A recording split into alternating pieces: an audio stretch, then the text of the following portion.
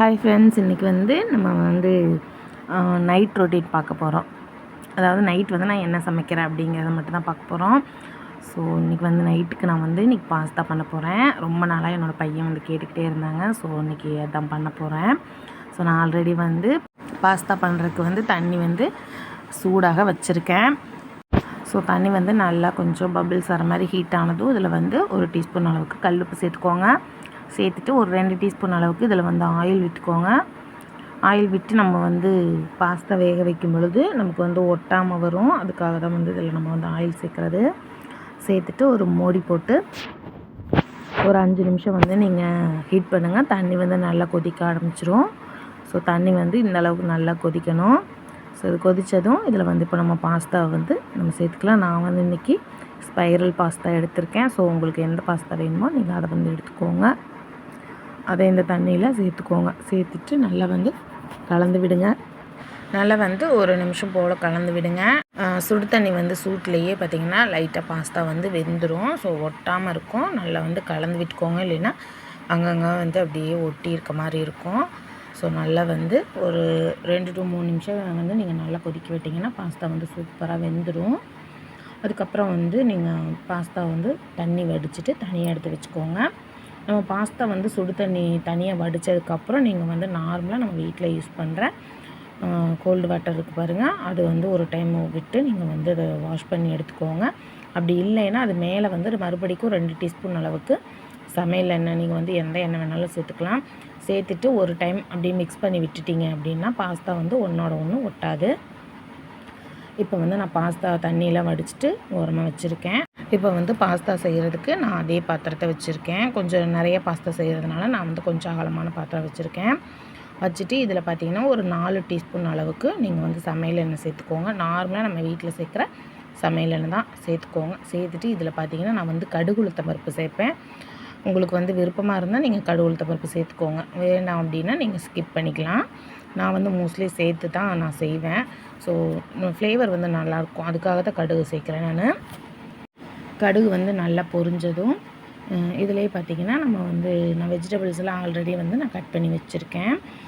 இதில் என்னென்ன வெஜிடபிள்ஸ் நான் சேர்க்குறேன் அப்படின்னா, கடுகு நல்லா பொரிஞ்சதும் ஃபஸ்ட்டு நீங்கள் முட்டைக்கோஸ் சேர்த்துக்கோங்க. ஏன்னா அது வேகிறதுக்கு கொஞ்சம் லேட் ஆகும்.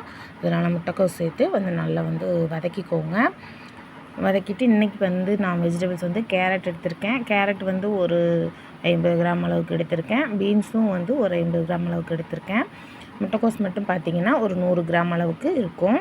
நல்லா பொடியாக கட் பண்ணதுக்கப்புறம் ஒரு 100 கிராம் அளவு இருக்கும்.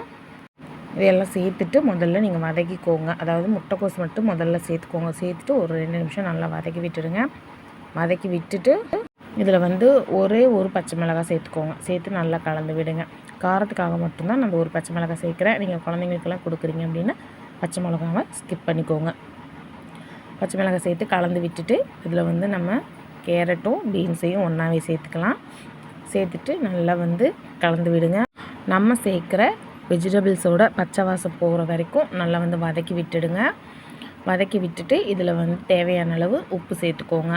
உப்பு சேர்த்துட்டு இது கூடவே ஒரு 1/4 டீஸ்பூன் அளவுக்கு மஞ்சள் தூள் சேர்த்துக்கோங்க. மஞ்சள் தூள் வேணாம் அப்படிங்கிறவங்க நீங்கள் ஸ்கிப் பண்ணிக்கோங்க. நான் மஞ்சள் கண்டிப்பாக சேர்ப்பேன். சேர்த்துட்டு இதிலே பார்த்திங்கன்னா நான் 1 டீஸ்பூன் அளவுக்கு கரம் மசாலா சேர்த்துக்கிறேன். 2 டீஸ்பூன் அளவுக்கு சிக்கன் மசாலா சேர்த்துருக்கேன்.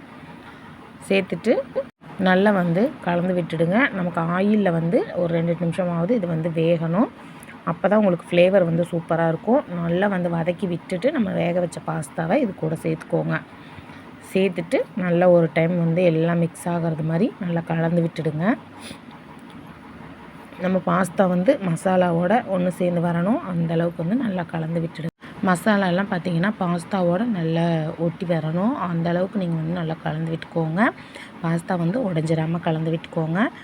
மசாலாலாம் பாஸ்தாவில் ஒட்டுனா தான் சாப்பிடும் பொழுது நல்லாயிருக்கும். ஸோ நல்லா கலந்து விட்டுட்டு இதில் உங்களுக்கு தேவை அப்படின்னா மட்டும் நீங்கள் 1/2 டீஸ்பூன் அளவுக்கு மிளகுத்தூள் சேர்த்துக்கோங்க.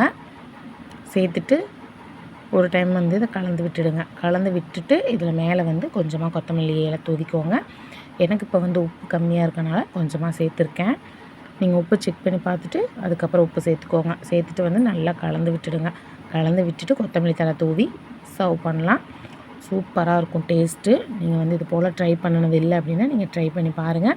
இதில் வந்து வேக வச்ச பட்டாணி சேர்க்கலாம், நம்ம வந்து காளான் சேர்த்துக்கலாம், இது கூடவே கேப்சிகமும் சேர்த்துக்கலாம். உங்களுக்கு விருப்பப்பட்ட வெஜிடபிள்ஸ் எல்லாம் சேர்த்து நீங்கள் செஞ்சு பாருங்கள். டேஸ்ட் அட்டகாசமாக இருக்கும். இந்த வீடியோ உங்களுக்கு பிடிச்சிருக்குன்னு நினைக்கிறேன். வீடியோ பிடிச்சிருந்தா லைக் பண்ணி ஷேர் பண்ணி கமெண்ட் பண்ணுங்கள். மறக்காம நம்ம சேனலை சப்ஸ்கிரைப் பண்ணி பக்கத்தில் இருக்க பெல் ஐக்கானை கிளிக் பண்ணி வச்சுக்கோங்க.